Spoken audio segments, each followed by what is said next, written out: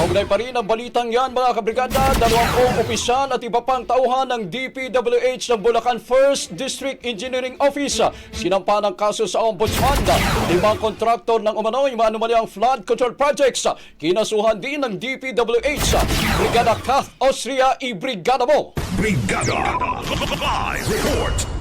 Sinimpahan ng patong-patong na kaso ni DPWH Secretary Vince Dizon sa Ombudsman ngayong araw ang ilang opisyal at iba pang tauhan ng Bulacan 1st District Engineering Office. Kaugnay ito ng ghost at maanumalyang flood control projects. Ayon kay Secretary Dizon, kabilang sa kinasuhan sina dating District Engineer Henry Alcantara, former Assistant District Engineer Bryce Erickson Hernandez at Bulacan 1st DEO Chief Construction Section JP Mendoza.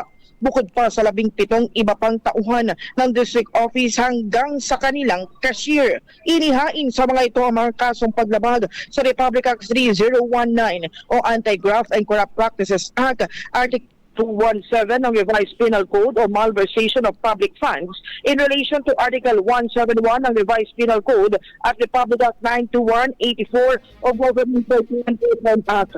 Bukod sa mga tauhan ng DPWH, sinampahan din ng kaso sina Sally Santos ng SMO Sims o Sims Leading, Mark Allen Arevalo ng Wawa Brothers, Maria Roma Angeline Rimando, kasama ang beneficial owner ni si Reno Discaya ng St. Timothy Construction Corporation at Robert Coyo ng IM Construction Corporation. Non-bailable ang mga inihaing kaso. Ayon sa kalihim, batay na rin sa direktibo ni Pangulong Ferdinand Marcos Jr., lahat ng kailangang managot ay dapat managot. Ito pa naman unang batch ng pagkasin para habang wala pa ang itatatag na independent commission. Pinitagay ng opisyal ng publiko na i-report ang mga posibleng maanumalyang mga proyekto at opisyal ng DPWH na sangkot dito para sila ay mapanagot.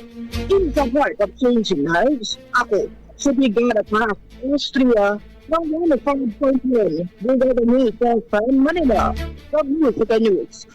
Rapido, Brigada Balita Nationwide. Brigada Balita. Ang bahaging ito ay hatid sa atin ng Drive Max Coffee. Ligayang tuloy-tuloy.